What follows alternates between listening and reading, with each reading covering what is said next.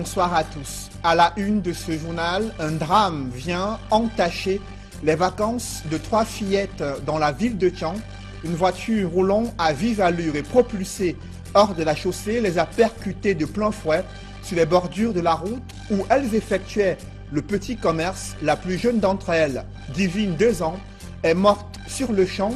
Cette scène choquante remet au goût du jour les dangers auxquels sont exposés les enfants engagés dans les activités de petits commerces dans les rues des principales villes du Cameroun. C'est le dossier à suivre en ouverture de ce journal. Le Manidem est-il au bord de l'implosion? Le torchon brûle au sein de cette formation politique à tel point que l'autorité du président national est contestée. Il est poussé vers la sortie. Le concerné s'accroche contre vents et marées et dénonce une escroquerie politique et une tentative de vendre l'âme du Manidem au régime en place. Enquête à suivre au cœur des méandres du Manidem, c'est à suivre dans ce journal. Et l'horizon se brouille au sujet de la présidentielle tant attendue au Congo-Kinshasa. À la surprise générale, la commission électorale annonce l'organisation des élections des gouverneurs de 11 provinces au mois d'août prochain. L'opposition congolaise crie au scandale. On en parle dans ce journal.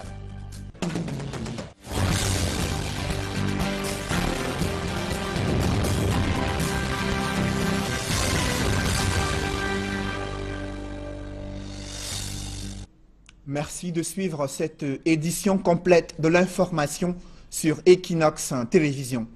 C'est un drame qui vient entacher les vacances d'une famille dont 3 fillettes ont été percutées de plein fouet alors qu'elles effectuaient le petit commerce en bordure de route dans la ville de Thian. Une voiture roulant à vive allure et propulsée hors de la chaussée avait venu donc arracher la vie de l'une de ces 3 fillettes, Divine, 2 ans, est morte sur le champ. Ses sœurs, grièvement blessées, sont sous soins intensifs dans un hôpital dans la ville de Thian. Le récit des faits avec Leclerc Sakem et, bien sûr, Mirabel Mazo. La route fait de nouveau des victimes dans la ville de Thian. La petite Divine, âgée de 2 ans et demi, a été brutalement arrachée à la vie par ce véhicule immatriculé Ouest 289 AR sur le trottoir non loin de la place des fêtes de Thian. Tout s'est passé, lui, monsieur descendait. Il devait rouler à sa droite. Et ici, il était à gauche, en train de descendre. Maintenant qu'il a déplacé, je sais plus, le monsieur était tellement en allure, comment il a commencé à freiner là. À freiner là jusqu'à. Il a eu les mini couvre-feu aussi de la route. Il a donné ça, les roues se sont éclatées. Les roues se sont éclatées. La voiture a sauté là. Quand tu vois la voiture, après les petits couvre-feu, la voiture a sauté. Ça, tu vois les enfants qui vendaient les beignets ici là-bas. Selon les témoignages, le chauffeur aurait perdu le contrôle de son véhicule et terminé sa course, les roues éclatées sur les 3 enfants qui vendaient des beignets sur le trottoir. Le choc est fatal pour la petite Divine. Ses 2 sœurs ont été grièvement blessées. Elles ont été transportées d'urgence dans un hôpital de la place. Je suis nombre 3, mais j'avais complètement oublié que je suis nombre 2. Voilà, quand je retire, parce qu'il y a l'autre qu'on a amené à l'hôpital, elle s'est blessée. Quand je retire la petite fille là en bas de la voiture, parce qu'elle était en train de crier, je suis à l'enlever en bas de la voiture. Quand j'ai les écarts les deux de l'autre côté, parce qu'elle était en sa grande soeur. C'est bien après qu'elle commence à crier tout en se rapprochant de la voiture, avant que quand il me pèse, je vois qu'il y a une petite fille en bas de la voiture est grave. La famille de Divine porte le deuil. Les populations de Thian, choquées par cet accident mortel, s'interrogent sur la présence d'un enfant de 2 ans et demi en pleine activité commerciale en bordure de route. À côté de cela, on peut aller plus loin et se demander vraiment, est-ce que c'est à l'enfant de payer sa scolarité? Puisque ces enfants qui font de petits commerces, on dit très bien, c'est pour l'école, c'est pour les cahiers et autres. Et les dimanches, est-ce qu'il faut payer le prix? Est-ce que l'enfant doit payer pour son éducation personnelle ou bien ça revient à ses géniteurs de le gérer? Ça, c'est tellement de questions que nous posons dans la ville de Thian après cet accident qui vient justement de nous décontenancer tous dans cette ville. La petite Divine n'est plus. Elle paie ainsi le prix de la négligence parentale. Vous l'avez suivi, cette scène choquante remet au goût du jour les dangers auxquels sont exposés ces enfants engagés dans le petit commerce dans les rues des principales villes du Cameroun. Illustration dans la capitale économique où des jeunes commercialisent des gousses d'arachides bouillies. Ils sont plus inquiets et préoccupés par le chiffre d'affaires à réaliser que les risques et les dangers qui les guettent dans les principales rues de la ville de Douala. Reportage François Dikoumé et Kate Diarra.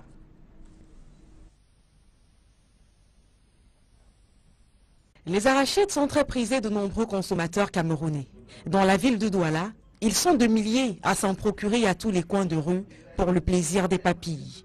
Au marché de la gare, situé non loin de la prison centrale de Newbel, est présenté comme le véritable fief de cette denrée. De nombreux commerçants, jeunes et vieux, en ont fait leur affaire. Au marché, le sac d'arachide coûte 45 000. Quand je vends un sac d'arachide, le bénéfice de 20 000, 25 000. Parlant de la denrée, on apprend qu'il y en a de plusieurs sortes. Il y a les arachides du village, le mchicha. Par mchicha, entendez cet arachide à la gousse grosse et blanche, cultivé ailleurs que dans les villages de l'Ouest Cameroun. Beaucoup moins gouleuse et donc forcément moins chère. Le soir, le village, on peut vendre ici peut-être à 1000 francs. Tandis qu'on vend le mchicha à 500.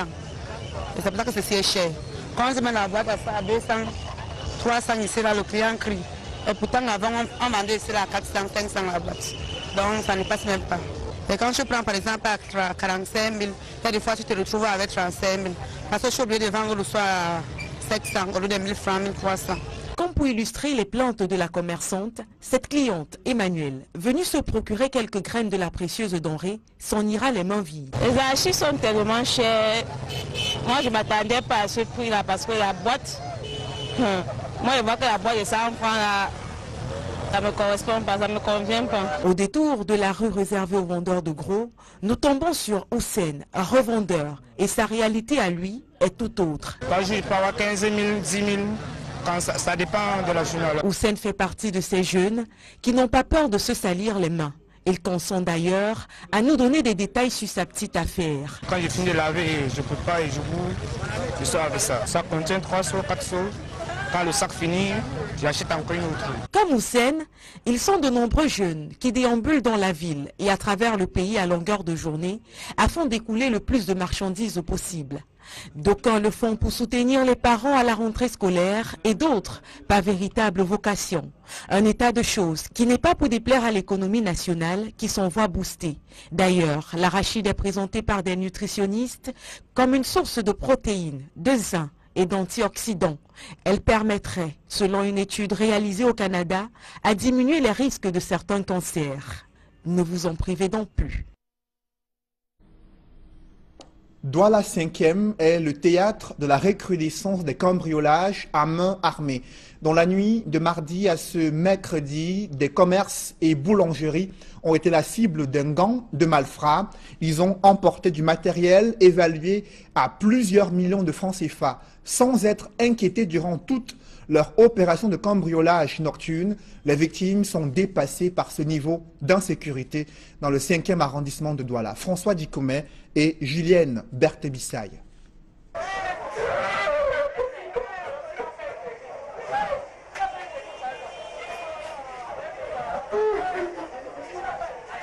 Cet homme qui pleure n'a pas perdu un de ses proches, mais d'importants biens emportés cette nuit par des malfrats. Tous les marchandises qui sont ici là, même dans mon magasin, ils ont tout pris. Je n'ai pas jamais volé l'argent de quelqu'un, je n'ai pas escroc. Tous les gens qui sont à Gabasi, on me connaît. Tous les gens qui vendent. Je suis un batteur dans ma vie. Je suis là plus de 50 ans. Vous comprenez, non? Je ne peux pas mon retraite. Je viens rester ici là. Avant que quelqu'un cotisait 8 millions, ce n'est pas 1 an, ce n'est pas 2 ans, ce n'est pas 3 ans. Je laisse tout ça à Dieu. C'est Dieu qui va juger. Ces hors-la-loi ont profité du délestage pour effectuer leur sale besogne. Ils ont tour à tour procédé au cambriolage de ces 2 boutiques, puis tenu en respect les vigiles de cette usine de fabrication de pain. C'est ce matin à 4h30, quand il venait à la boulangerie, tout ici à Boulangerie de la Paix, j'ai compris un coup de feu. Je me suis arrêté, j'ai fait à peine 2 minutes, j'ai pu comprendre les bruits, je m'avançais tout doucement. Subitement, je vois 3 personnes qui couraient monter à pied. Il y avait quelqu'un qui avait un bar de fer en main. Et l'autre était habillé en blouson noir. Le gardien s'est levé, il s'avançait vers eux. Et il dit que, oh monsieur, tu peux pas aller là. J'avais un bâton en main. Je me suis arrêté.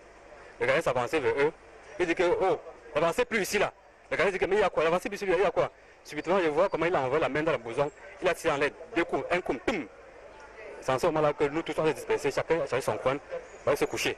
Ils ont porté une moto en bas là, une moto d'un collègue. Et c'est comme ça qu'ils sont partis. Selon les habitants de ce quartier, ces bandits de grand chemin ont changé de mode opératoire. Maintenant là, c'est grave. Avant même casser les portes. Maintenant ils sont en train de percer que le mur. Mais pas maintenant les parasols, maintenant même les tissus, ils emballent. Il encadre en doigt maintenant, il perce maintenant.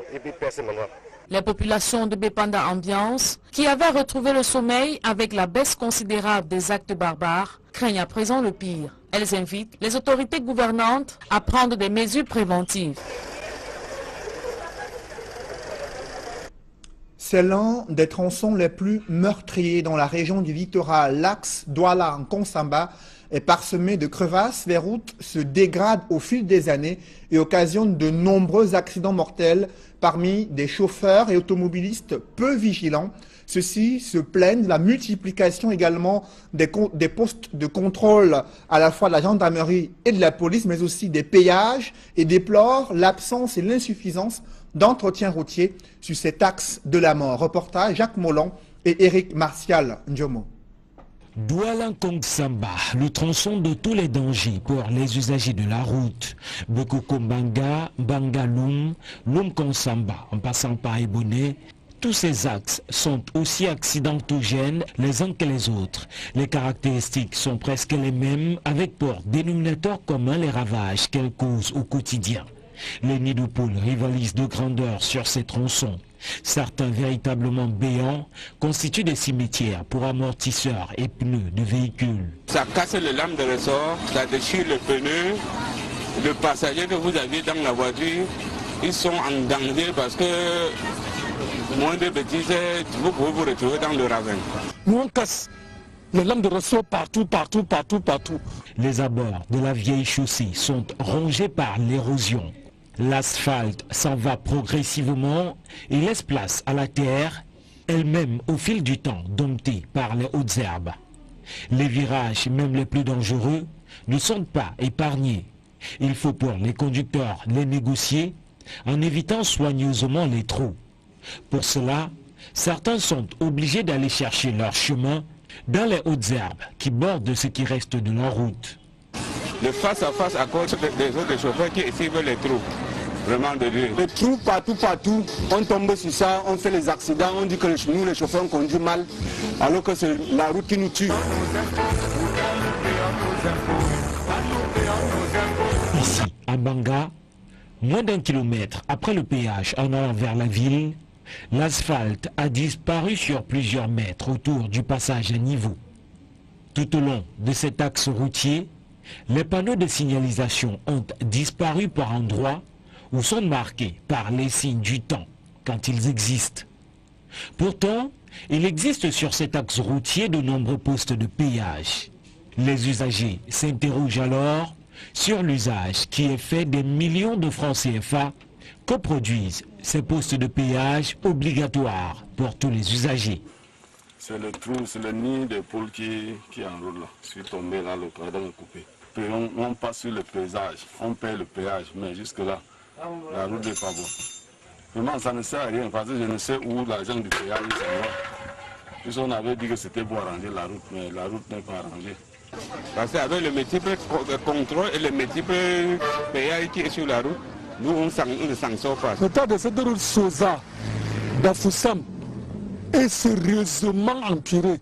Le gouvernement a oublié. On ne sait même pas s'il y a le ministre des Travaux publics ou pas. Et le péage nous tue. Le péage et l'avenir, c'est pour arranger la route. Plus encore, de nombreux points de contrôle de police et de gendarmerie parsèment le trajet.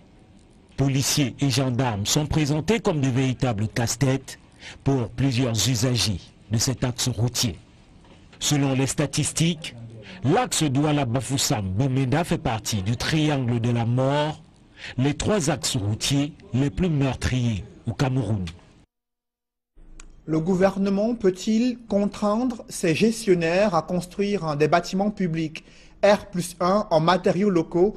Le nouveau directeur de la MIPROMALO, le docteur Likibi Boubacar, installé dans ses fonctions, a pour principal défi la mise en place des stratégies pour faire respecter ces dispositions réglementaires et contribuer à la réduction des coûts de la réalisation des équipements nationaux au Cameroun. Joël Essenge et Ike Cyril. La disposition était quelque peu inconnue. Elle existe pourtant bel et bien. Les bâtiments publics R+1 au Cameroun doivent être construits en matériaux locaux. Monsieur le Premier ministre du gouvernement a prescrit par la circulaire numéro 002/KPM du 12 mars 2007 l'utilisation des matériaux locaux dans la construction des édifices publics de plus R+1. Vous devez donc offrir un assemblement en partenariat avec les opérateurs économiques pour l'opérationnalisation rapide de cette directive, notamment par la promotion et la maîtrise de l'utilisation des matériaux locaux dans le bâtiment public et dans tous les autres bâtiments. Installé dans ses fonctions, le nouveau directeur général de la mission de promotion des matériaux locaux a obligation de faire respecter la circulaire du Premier ministre, chef du gouvernement, classée dans les tiroirs depuis 10 ans. Il s'agira de faire en sorte que les matériaux locaux soient de plus en plus disponibles et que ces matériaux puissent être utilisés dans le cadre du grand projet structurant des logements sociaux au Cameroun et que, quel que soit le citoyen lambda, puisse se loger dans notre pays à très bas coût. Créée le 18 septembre 1990, la mission de promotion des matériaux locaux a pour objectif la valorisation de l'utilisation des matériaux locaux en vue de réduire les coûts de réalisation des équipements nationaux. De l'avis du ministre de la Recherche scientifique et de l'Innovation, qui présidait la cérémonie d'installation, Dr Likibi Boubacar, qui prend les rênes de la MIPROMALO, a le bagage nécessaire pour réussir cette mission.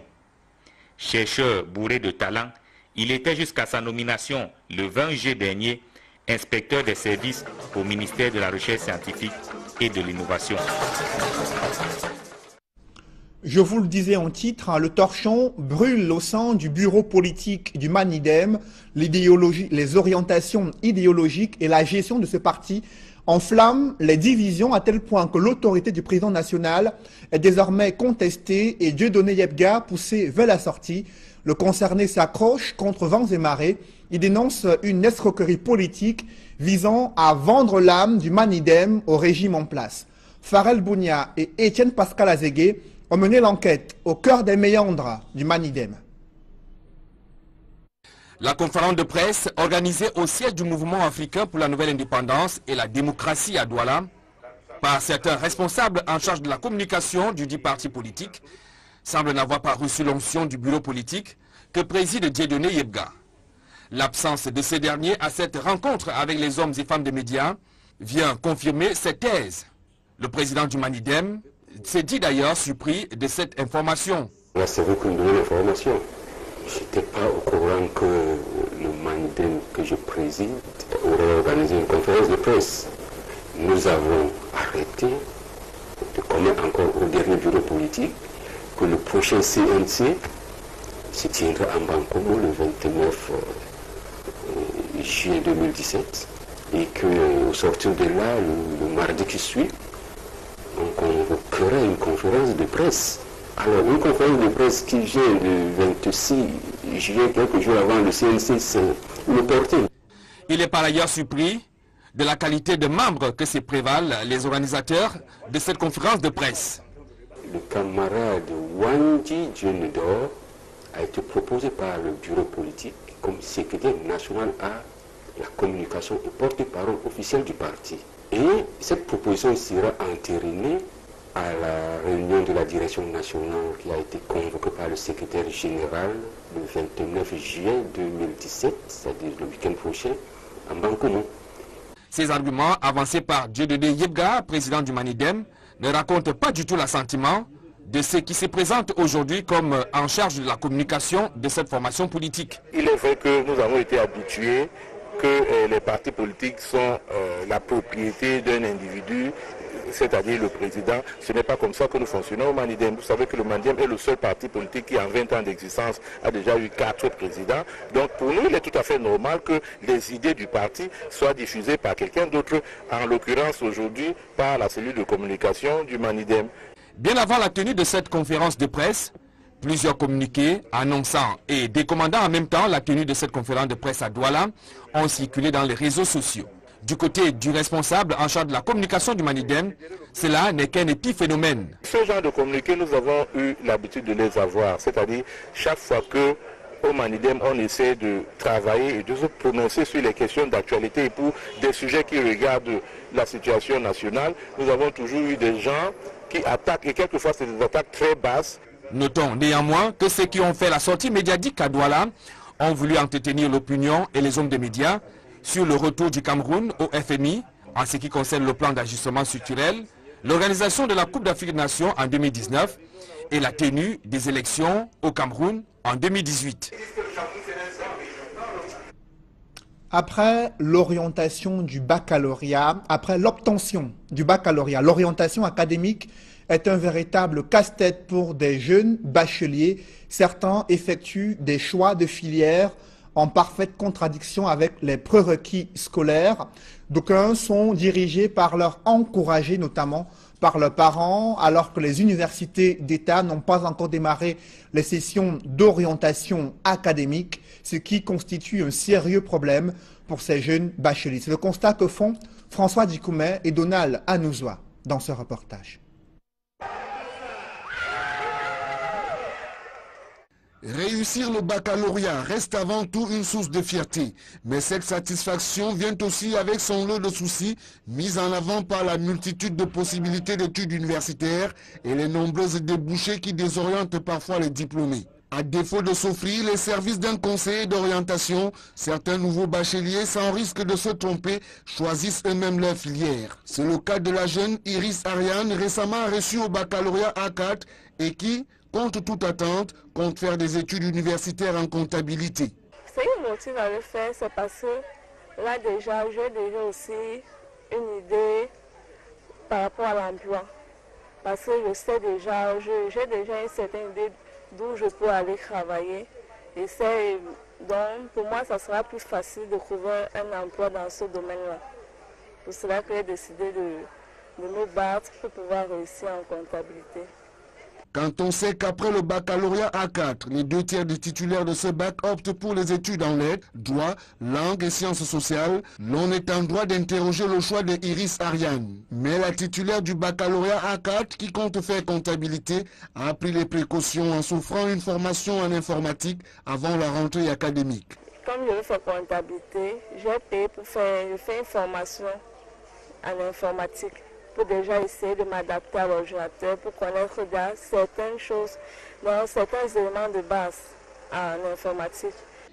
Il ne reste qu'à suivre le parcours de ce baccalauréat A4 et en connaître son devenir dans l'univers de la comptabilité où le baccalauréat G2 règne en grand maître. Des artistes musiciens pro-CMC SOCAM refusent de chanter avec la partition du ministre de la Culture. Ils ont marché à Yaoundé en direction du ministère des Services du Premier ministre pour faire entendre leur voix opposée à la mise en place d'une nouvelle société de gestion collective du droit d'auteur. Ces manifestants estiment que la fusion CMC-SOCAM est la meilleure alternative, un son de cloche discordant au sein de la famille des artistes musiciens au Cameroun. Reportage Joël Essengue et Ike Cyril. Des artistes dans la rue à Yaoundé, acquis à la cause de la Cameroun Music Corporation, ils marchent pour dénoncer le ministre des Arts et de la Culture qu'ils accusent de vouloir créer une nouvelle société de gestion collective des droits d'auteur de l'art musical. On se rend compte que le ministre des Arts, qui est un ministre qui est là depuis 2015, il a pourtant reçu une feuille de route qui lui demande d'aller vers une fusion-absorption de la CMC, que la CMC absorbe la SOCAM, ce qui est juridiquement reconnu. Mais nous nous rendons compte qu'une fois de plus, le ministre actuel veut nous créer une société comme le ministre précédent. Amatoutou, elle nous en a créé 2. qui n'ont ni amené la paix, ni permis aux artistes de vivre de leur art. Nous sommes une société civile. Ce n'est pas une société du ministère de la Culture qui ne légifère pas, qui ne décrète rien pour la société des artistes. C'est terminé. Il y a quelques jours, la Cameroon Music Corporation et la Société camerounaise de l'art musical ont conclu un projet de fusion CMC-SOCAM. Pour les artistes favorables à cette fusion, toute tentative de création d'une nouvelle société de gestion participe d'une volonté de distraction de fonds. Le ministre ne doit pas s'immiscer dans l'histoire des artistes. C'est terminé les histoires des petites magouilles, des petits fonctionnaires véreux qui veulent s'empiffrer des droits d'auteur des artistes. En 2017 au Cameroun, 2 ans sans répartition, ce n'est pas possible. On est où là? Chaque ministre qui arrive au gouvernement veut créer une nouvelle société pour que ce soit une plateforme de détournement de notre argent. Nous disons non à ça.